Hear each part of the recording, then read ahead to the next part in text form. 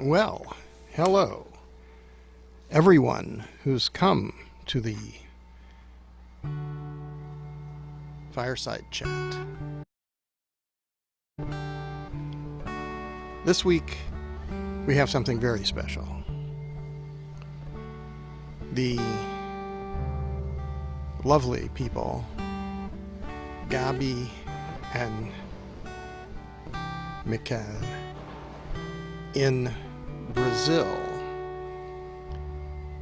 have been working for several years to implement syntropic agriculture and mimicking natural ecological systems. So they're both functional and productive. They've been holding trainings. Mick from the foundation has been out to look at what they've been doing. They've been making some videos, and they're going to explain what it is and how you can come there and learn, and how you can collaborate with the entire camps movement to make new camps.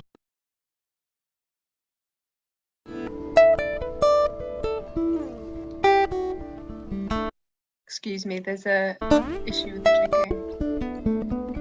clicking. They've been making some videos. The entire camps movement to make new camps, participate in existing camps. And together we can all restore the earth. Well, I wanted to say a couple of other things because it's mostly about Camp Desperto today, but I wanted you to know that I've been working on creating a podcast called The Flourishing Path. And this is planned to turn into a streaming and broadcast series of programs that will feature restoration around the world, including in ecosystem restoration camps, but not exclusively in ecosystem restoration camps. And Dr. Jane Goodall has made a contribution to this, and I'll put that in the link so you'll be able to see that. And I'll show you some films from the place where I'm staying. I'll put the links to those into the chat so you can look at that.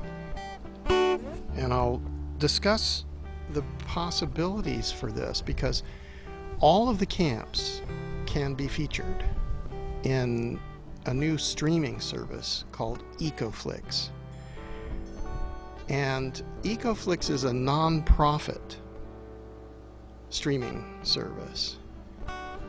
So even though it's got a small price, I think if you purchase it, the subscription by the year, it's I think $3.99 a month.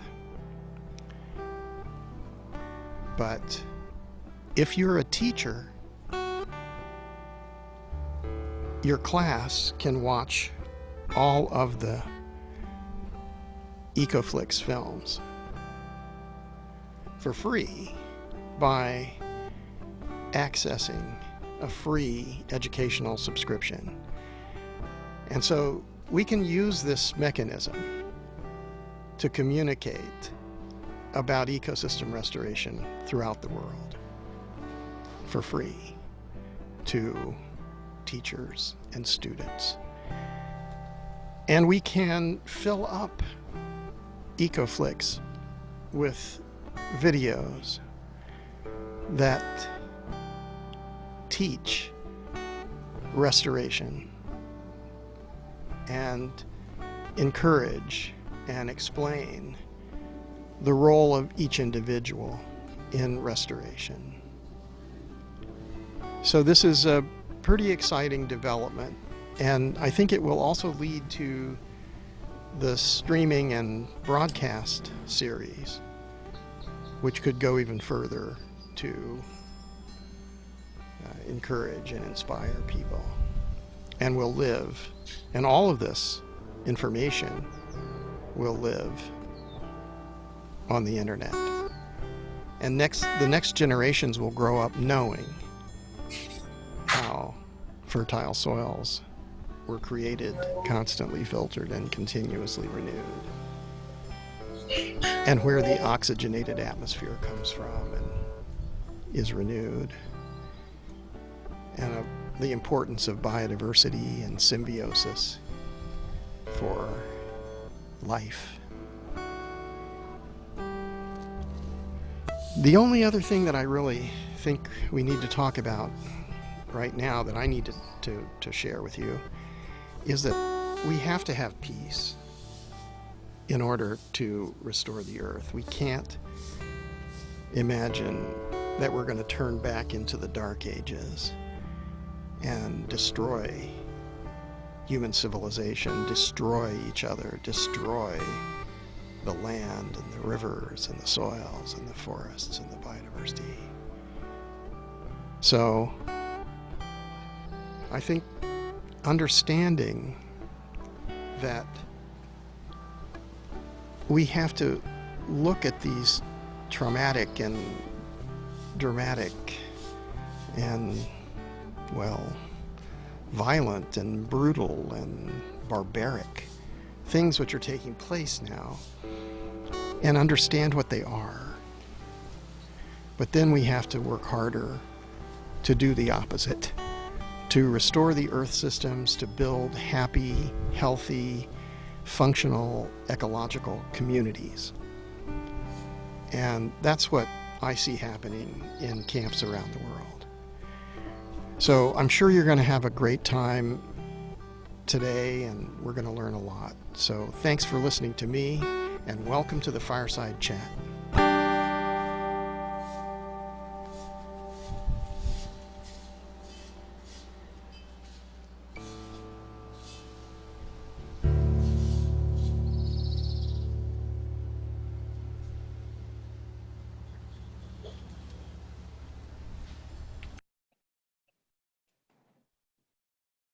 Thank you. That was so relaxing to listen to. And I was really transported also with the sounds of the leaves and the birds in the background. So I hope that today's session can transport us to Camp Desperto. So before we begin, we'll start with just some house rules. Michelle and Gabby have organised a presentation for us. And if I could ask you to hold your questions until after the presentation, and we'll do a Q&A after the presentation, and then you can raise your hand so we can see if you want to ask a question. And the discussion will last an hour, but feel free to stay. Actually, that's another good house rule. If you're able to put yourself on mute in the background during the presentation, that would help everyone to hear better. So please put yourself on mute. And the session will last about an hour, and we'll have an open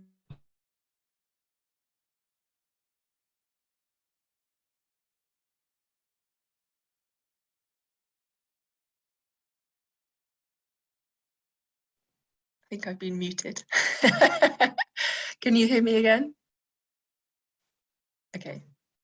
So the discussion will last an hour, and then feel free to stay after for an open discussion together with John.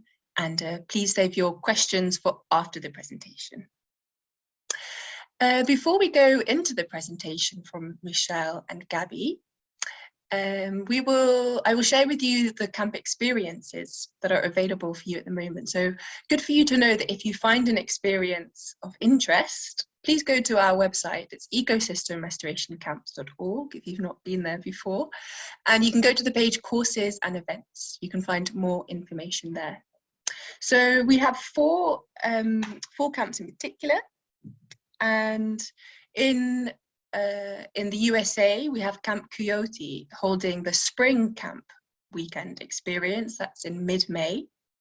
In Spain, at Camp Altiplano, they are also in mid-May. They have a camp coming up focused on learning hands-on restoration and rehabilitation techniques. Over in Egypt, it is summer. So they will be having a summer edition of the camp experience focused on environmental education, restoration, and relaxation at the end of May. And finally, an upcoming camp experience in the UK at Camp Embercombe. They are also holding a spring rewilding experience from the 26th to the 31st of May. So again, if you're interested in one of these experiences, please find more information on the website.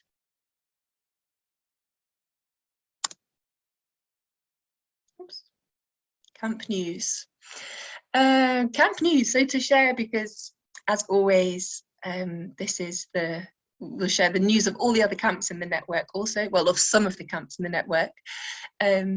So the ERC, Ecosystem Restoration Camps Foundation, and Lift Economy have teamed up to promote one of the camp managers a free opportunity for a Lift Economy, an MBA course. And after an application round for the camps, the camp manager for Regenerative in the Philippines got selected.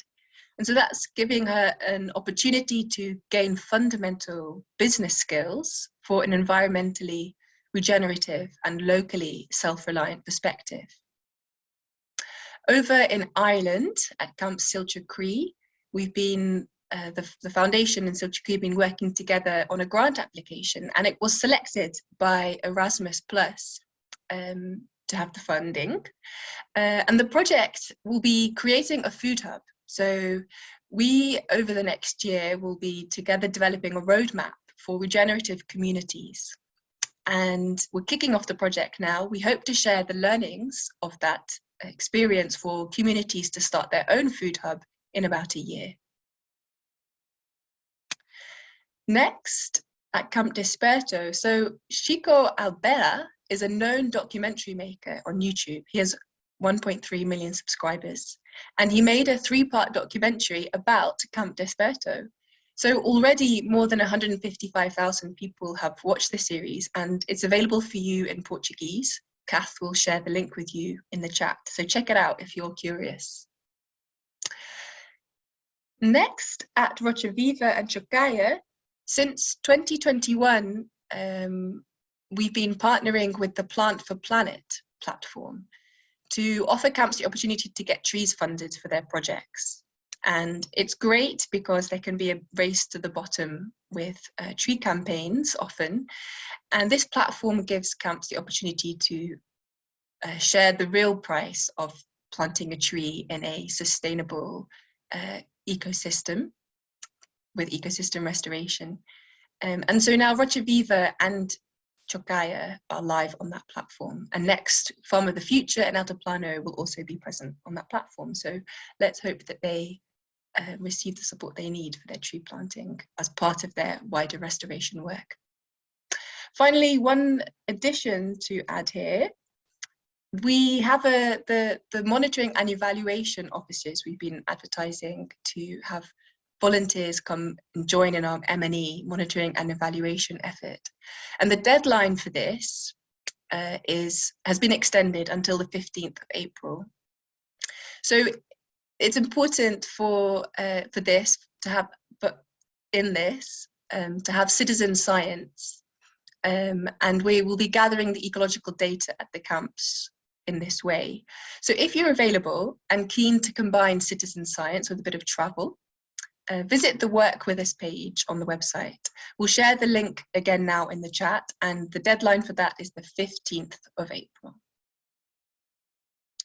Okay, so without further ado, let us hear from Camp Desperto. Camp Desperto, Regenerative Cultures Center, and the managers Michelle and Gabby have prepared this video for you. Instead of presenting live to you now, they are also in a session, so we'll be having a live Q&A together. But they wanted to be able to really show you from the place, from from camp and be able to condense their story, as much of their story, into a bite-sized way as possible. So they spent time making this beautiful video. So thank you for that, Michelle and Gabby, and let's enjoy the video. Remember to keep your questions for the end and we'll have a discussion together. Okay.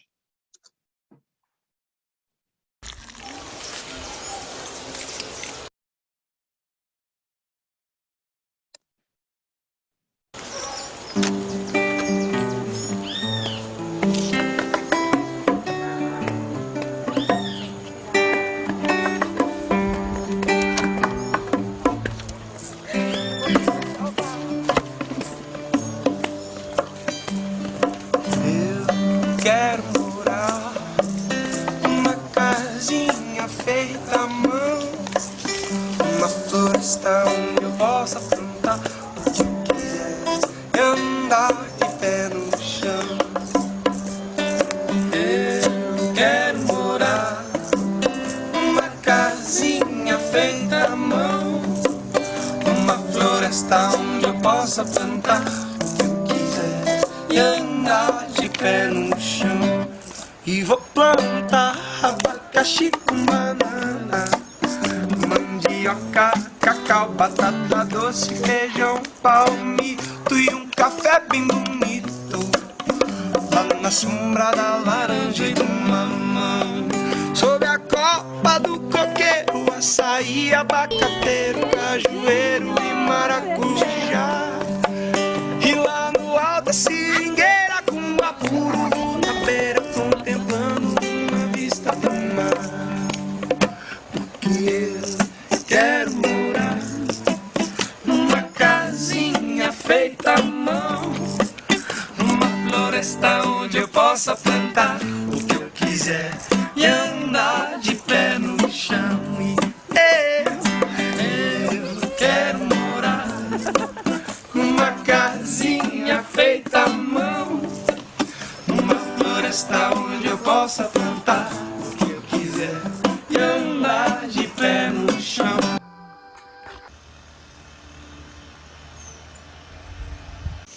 Hi, Michelle. I'm Gabby.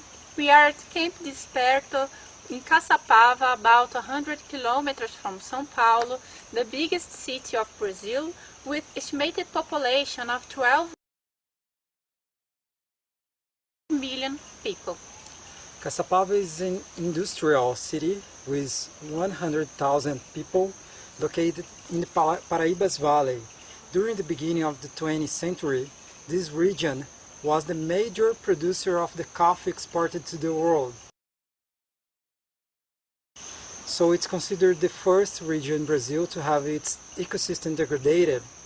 We are in the Mata Atlântica, or Atlantic rainforest, but there are also remaining fragments of Cerrado, which is compared to savanna, but it's not a savanna.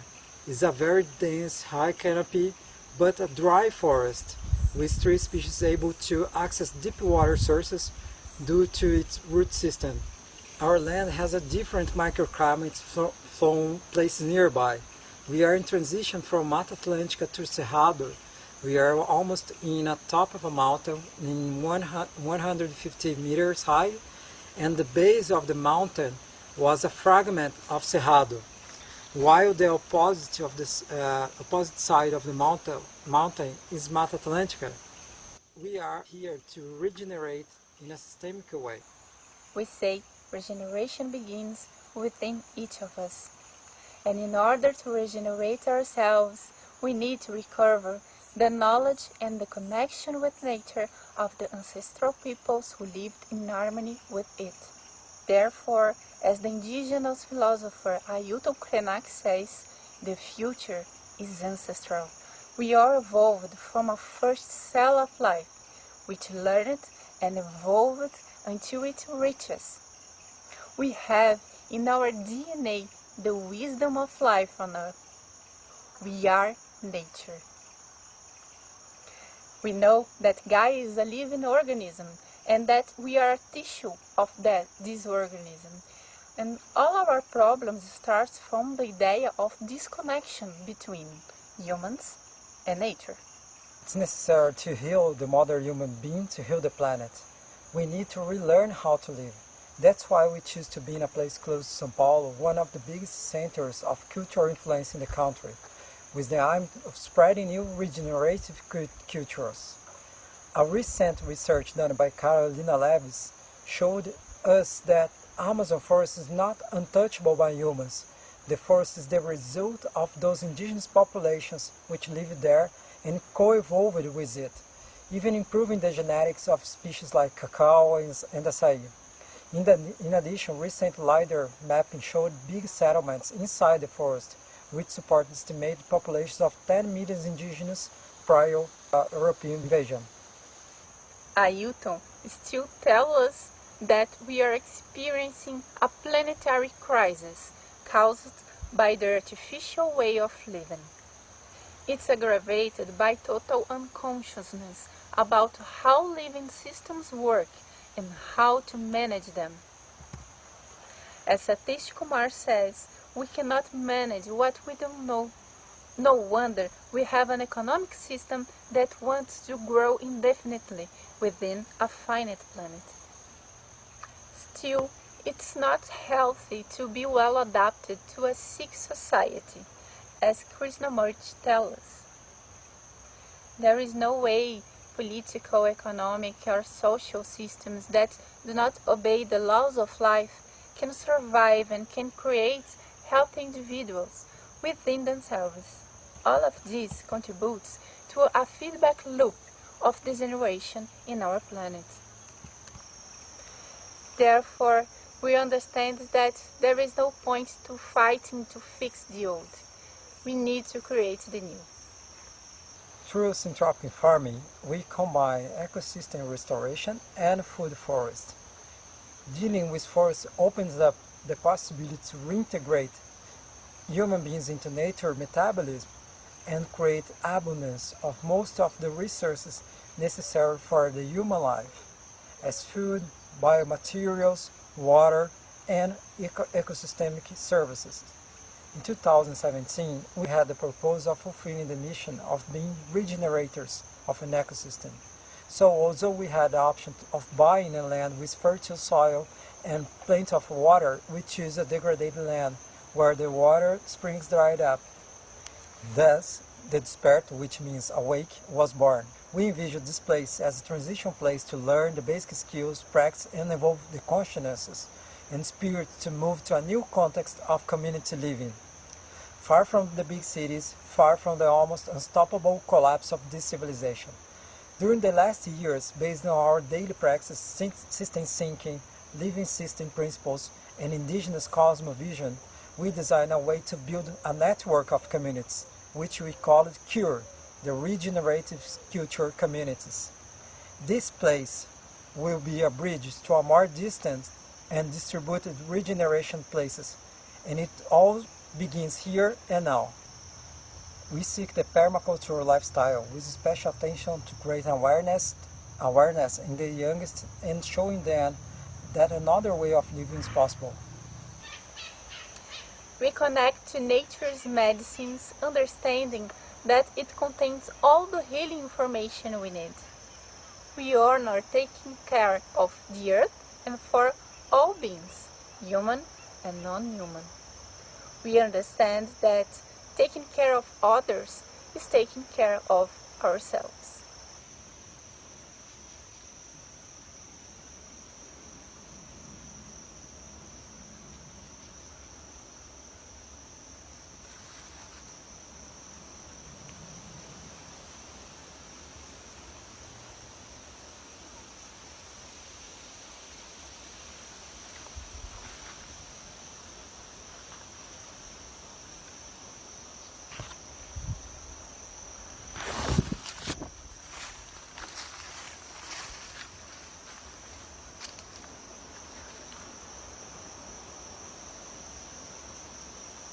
In the beginning, we went through a lot of challenges. We had no experience taking care of a place like this. We had a big fire 1 month after our arrival, which burned 90% of the land. Two years later, we had a fire again, which almost reached us. We had lack of water for bathing and drinking for more than 4 months in 2 dry seasons. Several difficulties with the water source. We had 3 different attempts to capture water that do not meet a minimum quality and demand in the winter. It demanded months of work and resources spent on burned pumps, electrical wiring, and pipes. Learning to be an electrician, plumber, bricklayer, irrigation technician, and everything, with total absence of labor force nearby. The renovation of 2 houses, the guest house, which is very large, and lack of financial resources to do that. After 1 year of investing in the guest house and gardening, we had to cancel the opening due to the pandemic, when the tickets were already sold out. This journey, we learned a lot and managed to build prototypes for the financial sustainability models to allow inhabiting this place, a space for courses and accommodation, 2 small agroforestry areas with 1,000 trees planted, one of which is medicinal and under construction, experience in growing veggies, planting for the recovery of the water spring area, 9 group experiences with approximately 100 impacted people, many consciences and hearts transformed. About 150 guests on Airbnb in 2021, bioconstruction of the ecological toilet with ecological pit, ecopedagogical vermicomposting system,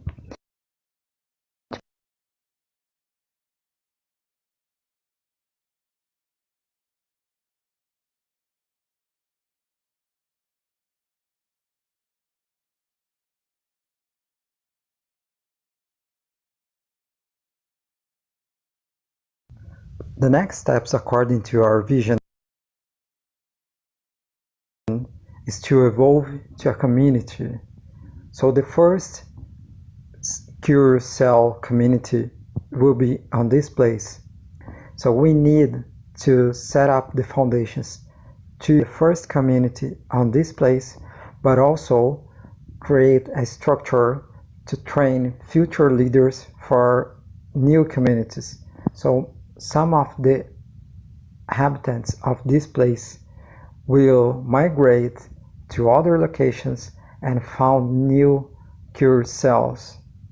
And to achieve that, we need to have this place running, scaling the financial sustainability model that will enable the creation of the community, with people being able to inhabit this territory, living and working here, healing themselves, and preparing to be the leaders for the foundation of the new cure cells. And we need to launch the skill of regeneration, where all the skills needed to live in harmony will be with the planet will be taught here, in a similar way of how we have been doing here. And we need to create the accommodations for permanent residents, increase our impact through social media, and structure the restoration program to become a biological reserve with biodiversity of fauna and flora. In order to achieve part of that vision, we need financial and human resources to fund the creation of a legal entity to become a former NGO. In order to receive more volunteers and future members of Cure community, we need to have a deep water well, for what we expect to do crowdfunding in partnership with ERC, which is already been discussed with ING, and estimated costs is between $10,000 and $15,000. And construction of community facilities with kitchen, bathrooms and rooms, for what we have a lot of timber to be harvested and used in the buildings, lowering costs. financial resources for planting and regenerating in the next rainy season. We will begin emitting NFT trees to fund it. Other opportunities: expand the territory. There is a neighbor selling 40 hectares of pioneer regeneration. Our water now comes from this land, and there is no guarantee that the future owner will allow it.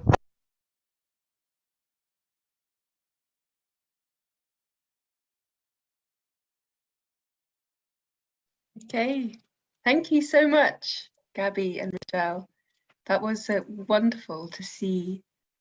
Yeah, to see Camp Desperto and to see everything growing there. You can almost smell and taste the abundance of everything that you're growing there. So thank you and kudos, because to be able to tell all of your story in such a short space of time like that is very impressive. I'm sure that everyone has a lot of questions now. Does anybody have a first question to start off? Alex, I see your hand up. Guys, great presentations. Do you know of a community called Source Temple in Brazil? No. Okay. Is that Brazil? Yes, it's closed now, but it was open. No, never heard about it. Okay. Is it near here? I don't know where it is. I've sent a message to the person who is staying there. Okay. Thank you. I will check that, and What's the name? it's one more reference for us. Source Temple, but it's closed now, I understand. Yeah, I understand. Yeah. Yes. I think I remember, I recall the name. I think it's nearby in our region. Okay. But I will check that. Thank you for letting us know. Perhaps we can connect up, via email if Gabby and Michelle, perhaps you want to share your email with Alex over the chat, or you can always reach out to info@Alex if you wanted to connect in, info@ecosystemrestorationcamps.org. Jackie, I see your hand raised also. Thank you. That was really inspiring. I'm wondering the holes you showed in the ground, I think there were 5 or 6 of them, and they had like a round top. Were those compost or composting toilets? Can you say more about that? I'm sorry. Your voice cut sorry. a little bit. Can you? Yeah, the holes in the ground, there was some soil or compost and round tops. Was that composting toilet or compost? It's just vermicompost. Oh, so like the worms? It's a yeah, there are worms on that holes. So it's a different design that we created because we wanted something that could be good, attract the child to explain the life cycle from a house soil to a house plant and house humans. So we hired an artist, and she draw this story. So each hole, which is a recipient to receive the kitchen residues, goes to there, and there are the worms. So we put also some carbon like grass and things that we take from the soil. And underneath there is a hole and a pipe that collects the liquid part. So there is another hole that all the liquid part goes to a bucket. So we have the biofertilizer, and we also have the compost by the end, and we have an educational vermicomposting. And it's very beautiful. Yeah, and Gabrielle is saying that there is a pipe connecting each hole. So the worms are migrating from one hole to the other. all alone. So it's very nice. It's working because it was just an idea. So we haven't seen that before, and it's working really, really well, and it's beautiful to see. It's very nice. We can see all the processes there. Yeah, and there are 6 holes because the cover it shows one stage of the vermicompost. So once we open a cover, you see which stage is in that hole, you know. So you can see several different stages from the beginning to the end of the manure.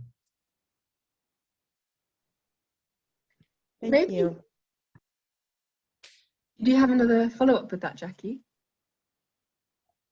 Maybe you could tell us a bit more about your journey of setting that up, and in general the techniques that you've been working with, because what's also very inspiring about both of your work is that you've come actually from a very different field before, is that right? And you've learned how to do this from scratch, really, and that's really inspiring for all of us to sort of, also for those who haven't been experiencing ecosystem restoration, to know that it's possible for anyone to get involved in ecosystem restoration. So would love to hear a bit more of your story of where you've come from and how you've been learning and innovating with these techniques. Yeah. Well, I was to be a software developer for 15 years. So I had no prior experience in being on the field, just behind the computers. And in 2016, I enrolled in a course with Ernest Goethe, which is the creator of the syntropic farming method. And well, I think that one of the main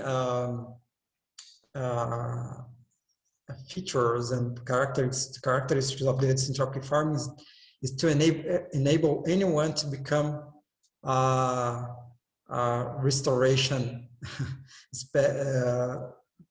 practical, to practice the restoration, you know, because the method is very hard, but it's very simple to understand. To put just to use the lines and combine all the species, and by doing that, by the end, you have prepared the base, the foundations to an ecosystem evolved. So that allows anyone to restore natural ecosystems. And I think that is something amazing about syntropic farming, because that combines both food production and ecosystem restoration, which enables anyone to become a restorer, to restore an ecosystem, you know. And Gabby? Well, I was from technology and health area, and I used to comment some projects, and had a dream to live in nature, so we came here. And here we learn a lot practicing and reading, and so we started systems and system thinking with Fritjof Capra and a lot of permaculture books. And I'm especially linked with medicinal plants, so I'm studying it a lot, and it's very important to stay healthy and be self-sufficient. Sorry about my English, this vocabulary, but I think that's it. Your English is good. It's far better than my Brazilian Portuguese. I see that Robert has a question. Perhaps it was related to what you were just talking about, Robert? A little different, but I was curious how far away you are from Sao Paulo. and if you're part of the green belt. What is the green belt? Can introduce to maybe it's a different term that we know. It's the UNESCO Biosphere Reserve around the city that's trying to protect the what remains, essentially. Okay, well, we are just 1.5 hours from São Paulo. So São Paulo in Rio de Janeiro, there's almost a corridor, which is our region called the Paraíba's Valley. So we are more close to São Paulo, 100 kilometers. And I didn't heard about this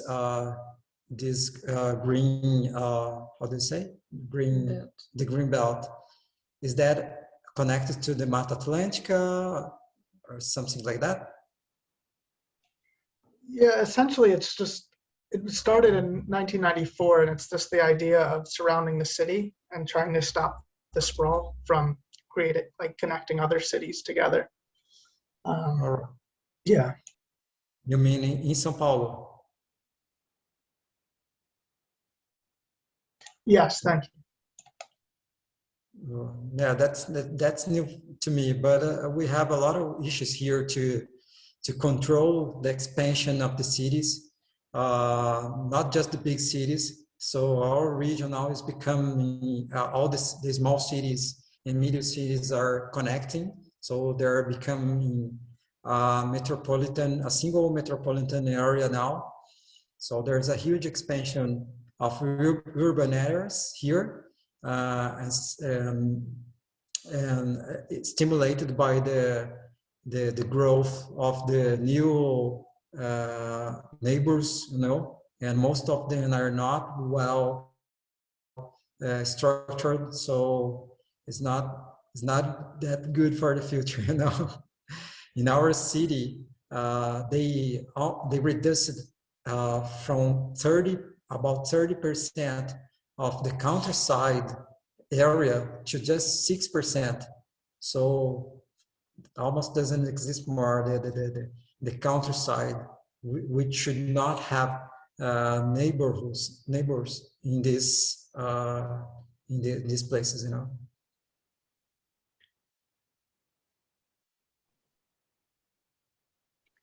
There are a few questions in the chat which I'll also read out, and if it's your question, feel free to jump in.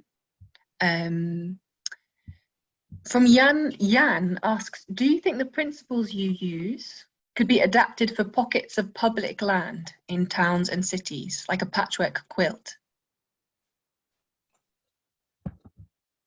Let's see here. To be adapted to where? To the cities? Yes, so the principles, if they could be adapted to different pockets of public land in cities, and then together it would form a network or a quilt, a patchwork quilt. Mm. Well, I think that maybe for small areas in the cities, that model of the Akira Miyawaki, the tiny forest, it's more adapted because it requires less recurring work to maintain the system, because the method developed by the Akira Miyawaki, once you put all the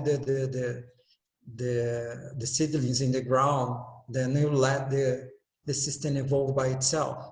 So the system self-organize, and I think that's very good for the cities, because in general people doesn't have available time to be there and co-evolving with the ecosystem, because planting the trees is just, we say that's just 5% of the work, and everything that comes next requires a lot of effort, and we have, for example, more in the countryside here, we have to manage to control a type of grass, which is called brachiaria. So brachiaria was introduced in Brazil in the 70s for grazing land, and it almost extincted all the native grasses from Brazil, and it's very hard to control this this type of grass. So in the first years, we need to find different ways to keep this grass out of the system, you know, until the system shade and the grass, this type of grass goes off the system. So this is everywhere, this type of grass. So the Akita Miyawaki is, I think that is very good for the city because it's very dense plantation. So it grows very quickly and shade the seedlings and manage to control this type of grass, which is very, very difficult.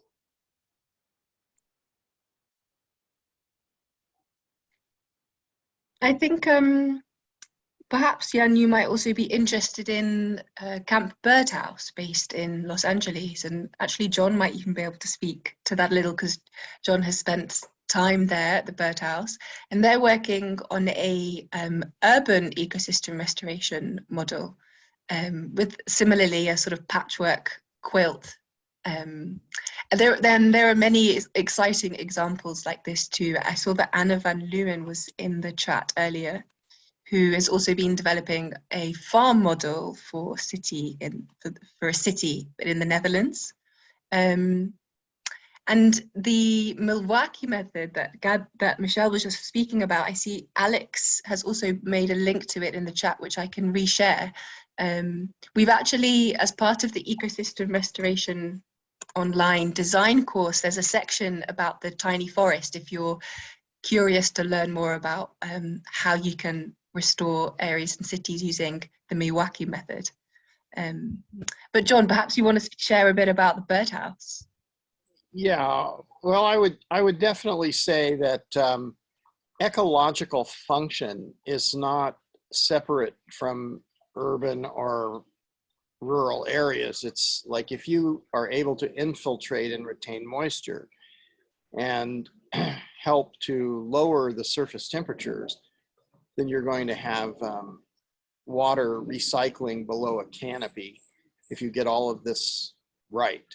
And the birdhouse has a number of things that they do. One is called a group that goes around called the Soil Sponge Initiative, where they take a small front yards or backyards or side yards, and they just take 20, 30 people there in a pickup truck filled with compost and mulch and manures and seeds, and they process it in a day, smaller areas, but then they end up with, you know, black soils and beautiful meadow flowers and things. And it totally changes not only the soil fertility, but the moisture levels, the temperatures.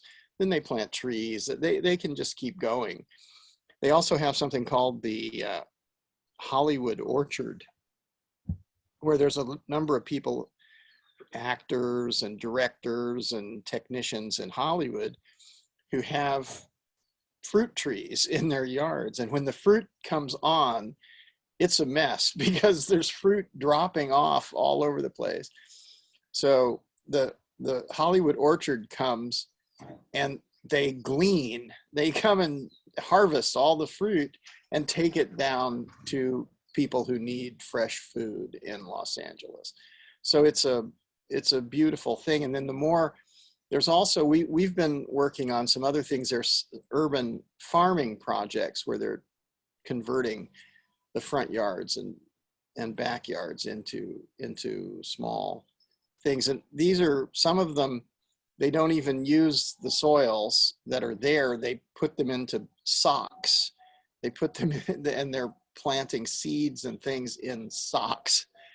And so these socks burst out with vegetables coming out of the socks.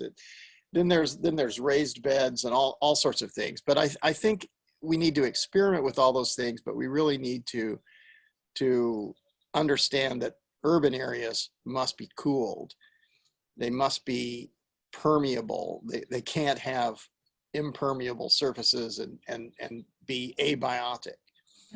So everything is about the fundamental principles. Following from that, Barry has asked, so Gabby and Michelle, what was the state of the soil fertility and the soil ecosystem before you began your restoration work? So beyond the composting, how have you been building the soil fertility and the underground ecological diversity? Okay. No, so the scenario here is a common scenario in not just in our region, but in the whole Brazil. So as mentioned in the video, in the beginning of the 20th century, all the ecosystem has been depleted. So there was almost nothing. And so we found a photo from 1997, and this place that we live, there was no just one single tree in this area. So in the last 20 years, there was some natural regeneration coming, but also the last owner had grazing land in this place. So the soil was very compacted, and the last owner dug some channels to guide the water to go out, to go away from the land, because the water couldn't infiltrate in the soil. So we had a very compacted soil, and in general that means that the soil is also acidic. So we had a lot of plants indicators for that, and we did an analysis. So we had about 4 to 4.5 as a PAG. So ideal in our context is 6. So to prepare that area that we planted, we used the tractor to discompact the soil, and then we plant in a very dense way in syntropic farming. We planted diversity in terms of seeds and seedlings. So there is one tree, sometimes just one 20 centimeters, 30 centimeters from the other, you know. So there is very dense, and we have some specific trees and bushes that we use specific for pruning. And that's how we build soil. Now we prune those bushes, we prune those trees once it reaches some point, and then we place all that material in the ground to feed the soil life. So all that canopy that you saw in the video is it's a guapuruvu, is a very fast growth tree, and in the next rainy season we expect to cut those trees 6 meters. We cut and grab all that material from 6 meters to 10, 12, all the trunk, all the leaves, and we will put in the ground. So we are feeding the soil with trunks of 20, 25 centimeters. We don't need to bring more material from outside. So the way that we, this is part of the concept of syntropic farming. So creates a feedback loop in the system to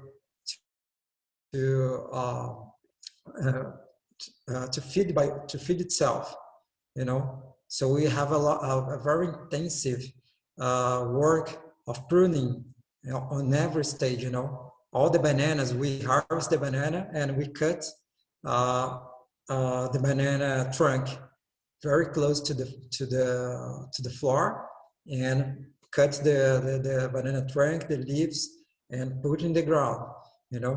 And after a few months, as we are in the tropics, almost all the material has gone, you know. So you need to feed the soil constantly until we get to the point where we have the wood, because the wood provides a more rich material, you know, and the wood feeds the soil for longer periods of time. So that's the way we do. If you see the lines of the agroforestry, it's like a big compost, you know. it's a big compost. So if you grab remove the material from the top of the soil, you see a lot of worms and a lot of insects coming. It's amazing. I wonder if Coco is still there, because Coco had her hand raised for a very long time. Yeah, I think she's left the screen for now. Well, Margarita has raised her hand as well. She's in Peru on a mountain, so might be. Yes. Marguerite? Yes. How many years have you been there on first, and how many years have you been doing syntropic farming? Because I intend to do it here, because I think is the best thing to do in the place where I am, as well as in Brazil or any other forest around here. Okay. You're here for 5 years, and 5 years. Right? Yeah. Agroforestry. Yeah, our first agroforestry area has 4 years, and we see that it requires a lot of energy to restore.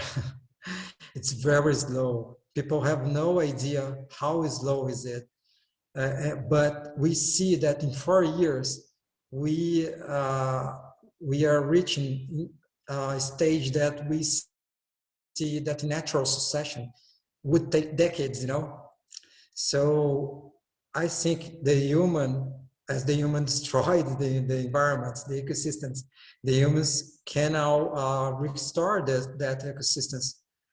And by using a technique like syntropic farming, which is very intensive in how we interact with that environment, it's very good, because we try to accelerate the processes, you know. So instead of just planting trees and let the system evolve by itself, we are there managing and seeing how can we use the bushes and the trees as tools to accelerate the regeneration. Otherwise, we won't harvest anything in this life, you know, in this lifetime. Well, it's just for the future generations. And we want to harvest some avocado, some banana, and so tropical farms is spreading all over the world now. There are a lot of people doing in Europe, Australia, United States, and people are adapting to their ecosystems, to their reality, but also we, as we mentioned in the video, we don't see separation from human from the nature, and we see that maybe we are evolving to a globalized ecosystem, and now we need to use the tools that are available in other ecosystems in our ecosystem. For example, we use a lot of eucalyptus here because eucalyptus grows very quickly and provides the wood that we need to feed the soil. So we plant a lot of eucalyptus, you know. The eucalyptus is not from this ecosystem, it's from Australia, Indonesia. At the same time, that tree that you saw in the canopy, the guapuruvu, is now being used by some guys in Australia, you know. So eucalyptus comes here and we export the guapuruvu to them. So the intent is not to be part of their ecosystem, but to use as a tool, as a transition to help us, to support us doing the job, you know. And it's very beautiful to see it. In a natural restoration area, we see a very slow velocity of restoration, and in the interventional area, it's Fast. não tem como comparar. It's uncomparable, and Yeah, it's incomparable. and we are in a very dry region, and agroforestry system is a very resilient system. So with no water, and the plants are there, and they are fine, they are collaborating, and the soil is alive, and you don't have the soil drying, you know. That's a very resilient system, and very beautiful. Yeah, it's something new, but it's not new. It's a new name to something that the indigenous populations did in the past. You know, they managed the ecosystem to and they evolved with the ecosystems. So what we are doing is just mimicking the natural regeneration. So in your biome, Margarita, you need to observe which species are coming first, which species can help you, so you can grab the seeds from those species and maybe use have that in a more density, and also use exotic species, no indigenous species, you know, and combine that to restore.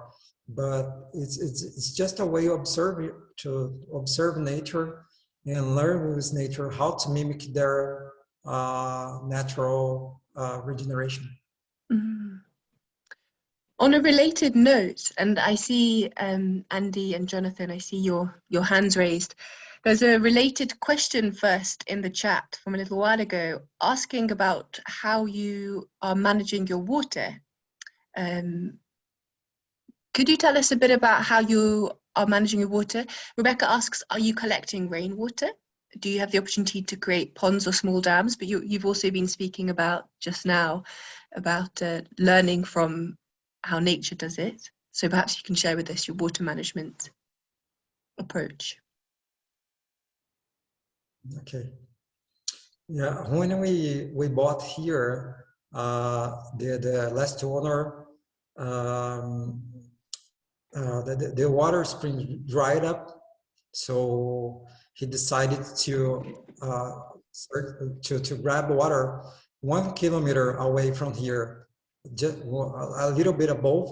So there was some small, how do you say, small river, very small above, and then there was a water tank, and that goes into the pipe and come here using gravity. But it's very complicated because all the pipes are under the soil. We don't know where it is now. The regeneration covered it, and several times a week we had issues with the water not coming due to some organic material or to air in the pipes. So it was a journey to go there. I spent all the day long, you know. I had to take some lunch, and because I spent all the day trying to restore the water. And it was not a good captation. Yeah. Right. And it was an EU format, so we didn't know if the problem is here or here, you know, because of the formats. Yeah, and the water was not good because it was not being harvested in the water spring and closed from external contamination, you know. So we couldn't rely on that water, and now it's not in our land too. It's from neighbor. It was a terrible water. Yeah, it was not good quality. And then we tried to dig, which we say it's a very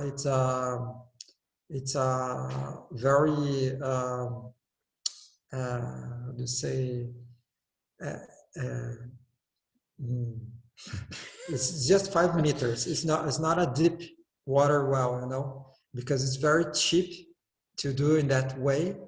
But as we are in the mountain, we have rocks underneath the sediments. So we had to stop in 5 meters. And that's not enough for the dry season, because in dry season, all the aquifer lowers, you know, and we don't have water. And the water was not well. Yeah, the water is not a good quality too. Just the water spring that goes natural is good, you know. Or if you use the deep water well. And so yes, we tried to harvest from the roof, but that's not a water, a good water that it can use to drink. And it's not enough for the plantation too in the winter, so it's an option, but I think it's an option more for emergency, you know. But for most of the year, it doesn't provide a good water, and and also doesn't provide enough water to grow some veggies, you know. But it's an option. And now we are collecting water from a neighbor, the same that had the pipe 1 kilometer away. We found their water spring. So as you saw in the picture, it comes out from a rock. So we put a pipe on there, and then we covered and using cement, soil cement. And then it goes to a reservoir, and then we have a pump to go up, but it's very distant from our house, so the pump has burned twice, and it's very three times burned. So now we are going to put a reservoir in the middle, and so we have two stages to prevent the water.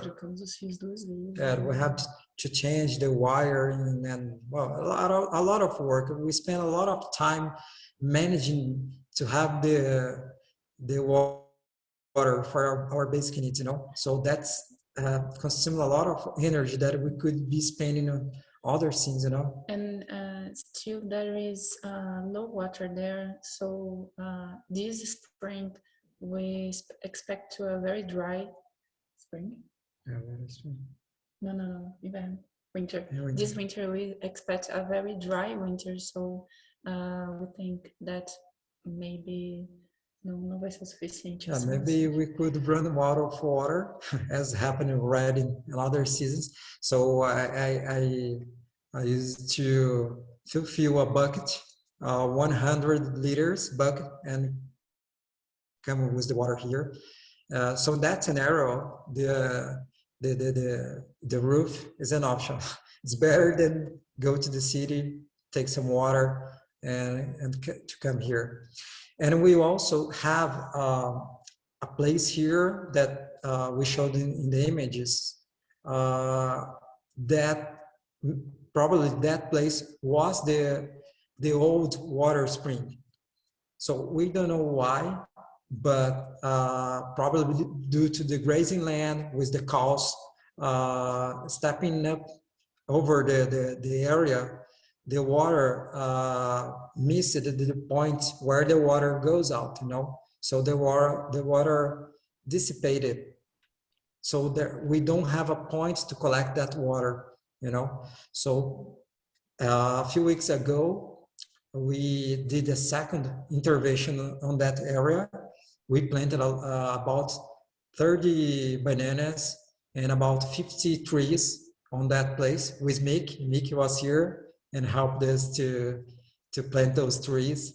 So by doing that, we expect the root system of the trees structure the soil and also opens the soil, and the water by itself finds the path to concentrate the water at some point that we don't know when, but in the future we can use that water. Yeah, in the past we tried to make some channels, but the water, it's totally spreading in about 100-meter square area. There's no one single point like you in general is a water spring, I just wonder if it's possible to know how much would it cost to dig a deep well for you? You have to bring some equipment to the top of the mountain or something, or high up for you, and then you have to really drill quite low. How deep do you think you have to go? Yeah, there are some companies that do that. As we are in the top of the mountain, and there are rocks here, they need special equipment that goes into the rock, And we have two neighbors here that did this deep water well. One is 150 meters, and the other is 110. So it's very deep. Yeah, it's very deep. Water is hot because the temperature is very hot. It's hot water.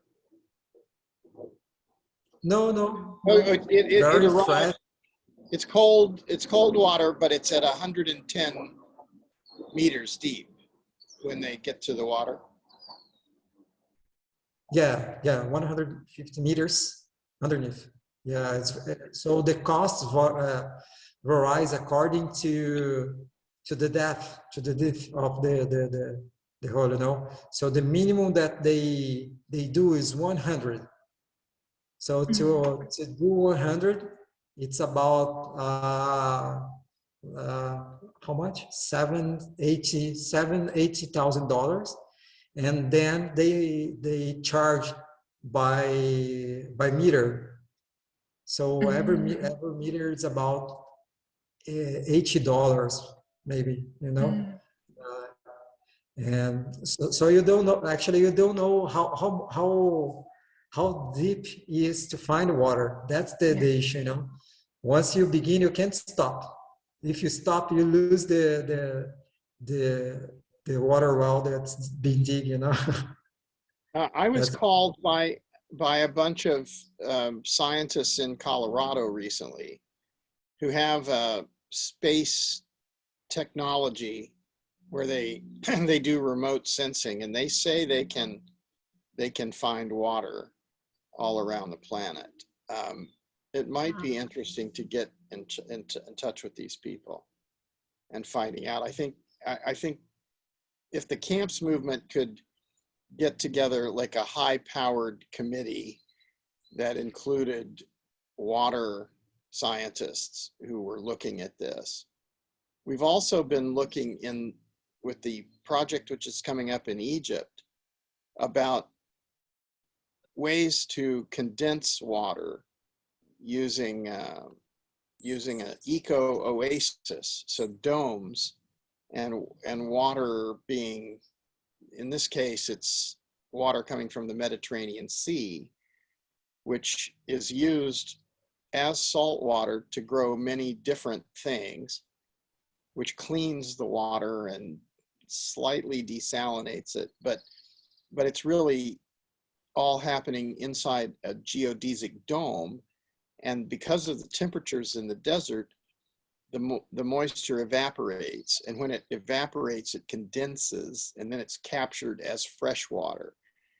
So this is an interesting phenomenon. I think if we start considering how do we deal with water, we need to deal with water. So we need to look at how nature deals with water, how water cycles in the lower hydrological cycle. So one of the biggest problems with deforestation is the temperature changes on the surface create thermal drafts, which push the moisture into the upper atmosphere where it's no longer useful in that place. It'll come down somewhere else, but it's really disrupting because the evolution has started long ago to hold the moisture close to the Earth's surface. And human activity has reversed evolution to drive the water into the upper atmosphere, completely the backwards, upside down, inverted concept from ignorance, really, sadly. So yes, more organic matter and more biomass, higher canopy, lower temperatures. And, and then I've noticed, for instance, a lot of people talk about how much rainfall you have, but actually it's how much available moisture do you have, because if you have the ecosystem intact, the same water will recycle in that place. You may have 2 or 3 or 4 times the available water that you have based on rainfall. So rainfall is one measure, but available moisture is another measure. Mm. Yeah, good to emphasize that there have been a couple of questions about how much rainfall you get, Michelle and Gabby, but yeah, a sort of invitation to keep in mind what John has just said about available moisture being the key indicator to listen to. But can you tell us how much rainfall you get, Michelle, just for the questions in the chat? Yeah, in this region, we have an average of 1,100 millimeters a year, but we are in a very specific point, which in general is called a rain shadow. You know, so one face of the mountain, as I mentioned, it's very Mata Atlântica, and we are on the side that it's a transition between Mata Atlântica and Cerrado, and the rain that so just to summarize, I think I didn't measure the yet, but I think that we don't get that average that we have in the region, you know, because the rain that comes from the ocean, so the long cycle, as John mentioned, comes from one side, and we have the short cycle coming from the other side, and they met here, right here in our heads, you know. And so sometimes we have rainfall on one side, and the other side doesn't have a rainfall here. And so the rainfall that comes from the ocean, as there is a slope on the other side of the mountain, so the clouds gets condensed on that side, and there is a rainfall, and what comes to us is just the dry wind, you know. Yeah, and well, that's amazing to hear. Sucks the moisture from the environment. That's why there is a remaining fragments of Cerrado here. So a very specific point. So, you know, the rain coming and going. Yes, yes. All the time. Yeah, incredible to hear. Because yeah. I'm aware that Andy and Jonathan have been waiting a while, and we don't have so much longer left. So I will give the floor to Andy, but I just want to emphasize that it just shows the impact of the work that you're doing when you describe that it's a area that is particularly dry on your side of the mountain. The work that you're doing with the vegetation is capturing that water and making that water available. If you said that it's greener in your area in comparison with your neighbors, so it's just extra evidence of the work that you're doing. Yeah. I'll pass the floor to Andy. who's keen to, has been waiting to ask. Hello there from Northern England, and we have plenty of water here if you want it as well. But yeah, I wanted to ask about your relationships with the wider community, your neighbors, and their attitudes to what you have been doing, and whether there has been any interest or any difficulties with that, or any potential for learning from them and from you, and how that has been. Okay, thank you. We have a good relationship with our neighbors and community. Neighbors, the one that are very close to our frontiers, and the community, the city itself.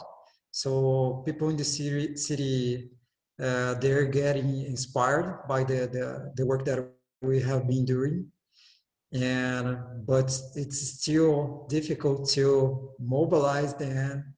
You know, they love on Facebook, but we need to bring them here to support. So that's something that we're trying to improve.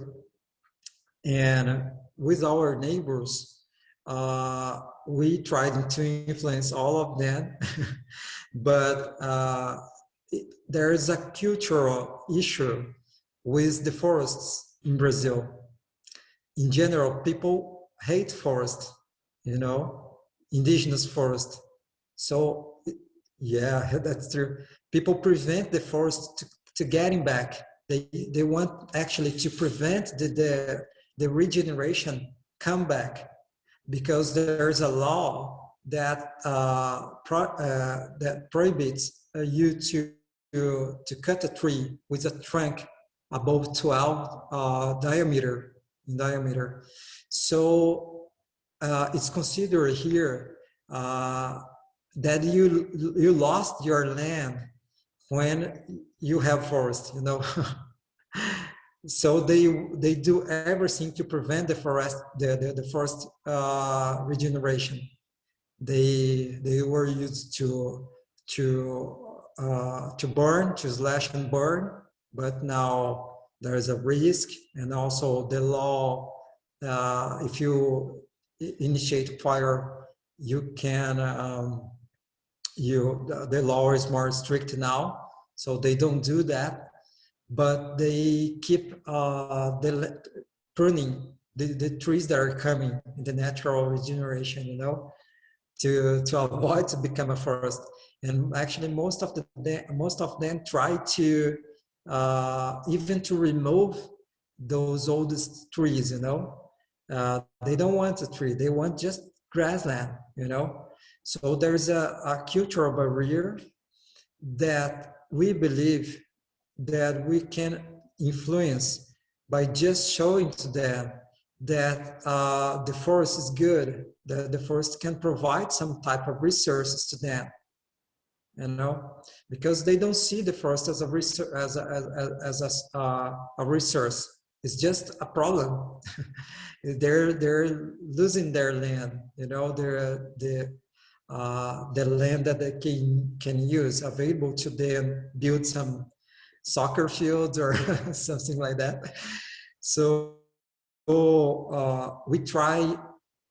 know that people believe in what they see, and we want to show to them in this place that they come here and say, oh, there's a banana, there is a papaya, there's avocado, and there's all the indigenous species that they don't know, and it's very tasty, you know. So we have other cultural issue that is that in general, people in Brazil, mainly in these more urbanized areas, they don't know the indigenous species for food.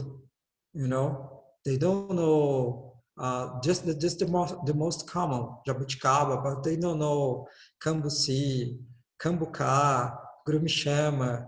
They don't know that those fruits can be used as a food, you know, or even the nuts. There's an amazing nuts. There's an amazing nut which is called sapucaia. You can't find that in the market. you know, because it's a tree from a climax stage of forest. You can't do a monoculture of that tree because that tree requires a very fertile soil. And as we depleted the soil, you don't have that as a food. You don't have that as in your food system. So people eat bread, eat a lot of foods that's made of wheat, but it's not from the indigenous species that we have available in the food forest. So the indigenous people that lived here in this place prior to the Europeans come, they were feeding from food forest. So we need to change to change our culture and get back to create a food system that is more based on the food forest than in the clarity. And then maybe they will see the forest as available soon. And also in the stage of degradation, people have difficulty to plant some trees, you know, and it takes a lot of time. We have a neighbor here, which he says that the avocado doesn't grow here. So he said, oh, the avocado doesn't grow. I tried several times, and then he came here and I showed to him, you know, that's no one avocado, that one is another, that one's another. Because we are building the soil, we are restoring the environment, and that's provided fertility for those species to grow and to produce in the future. So we are trying to engage them. This land that's available for sale, about 40 hectares, we were talking with the owner to support him on restoration, because he wanted to do that, but he didn't have the skills, and he wanted to do that just with mango trees instead of planting the diversity. And we were talking with him, but he passed away more than 1 year ago. So that land is now available for sale, and we expect the next owner to do not remove the natural regeneration, which is coming back. You know, it's still in a stage that they can do a slash and burn to recover to reclaim the area. You know.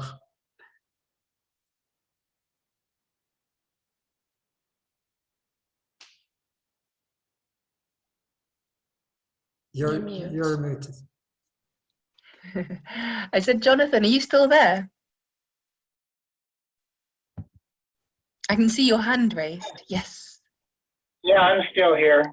Mm. Hi, it's so nice to meet you both. We have a lot of similarities. I'm trying to get my video on. We have a lot of similarities. The lighting is bad here. Yeah, we have about 10,000 millimeters of rain on the top of the mountain, and yet we have less than a few hundred millimeters of precipitation at camp. And so we too are in the rain shadow and trying to put in a well or some sort of water catchments. We were catching some snow and rainwater, but certainly wasn't enough for the reforestation efforts we have. What I'm curious about is your composting of your human manure, and if you might be willing to share with us a little bit of your experience of building composting systems for human manure. And I have a shameless plug, which is that we have a Facebook group that really needs more support from camp constructors and camp coordinators. It's called the Ecosystem Restoration Camp Constructors Group. And we'd love to see, videos of your plans or, videos of what you've accomplished so that you inspire other people to build, beautiful natural infrastructure. So could you speak a little bit about human manure composting and your particular system for utilizing human manure? Poop, human poop? Thank you. Yeah, I would love to be part of that group and learn with you too. I don't know if we had some miscommunication in the terms, but we don't do human manure here yet. There's also a barrier on that term here. We have just the toilet that is using a evapotranspiration system. So it's a closed system, and we will plant some bananas there. But a lot of people say that they won't eat that banana if they know that it comes from a poop, you know. So there's a barrier, but we expect to have the dry toilets in the common in the community area, as we have the scarcity of water. All this community area will be a dry toilet, and we have already bought some barrels to exchange. So we have 4 barrels, but we will learn in the future how to manage that, and probably we will use that manure in the trees, not in the veggies, because in the trees is a more mid long term, so we prevent any risk of contamination in this process of learning. I think it's that for a while. Yeah, thank you for that. One of the things that we've been utilizing is biochar in our human compost system. Yeah, biochar, it's amazing. We do biochar here. People don't incredibly biochar is inspired in the Terra Preta, which was produced by the indigenous in the Amazon, but people in Brazil are not used to that practice. So we are promoting or educating people to do biochar here, because there are a lot of resources in the farm that we can use. It's very labor intensive to do that. You get just a small amount, so sometimes it's easier to buy. I've recently found a company that produces charcoal, and the residue they sell. So it's like a biochar. It's an improvement for the soil, and it's very cheap to buy at 300 kilos, you know. That would take me several days of work to have that amount, you know. So it's something that we can use, but it's very tough to have that in our daily activities, but because it's just one more activity, you know, and we need to know how to do that very quickly and in a very easy way.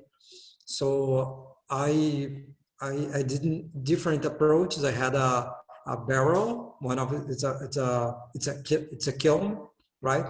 And burn inside the kiln. But I prefer to use just a hole in the ground, because it's very easy to fulfill and to ignite with the burn. And so we can have more material, produce more material with less effort, you know.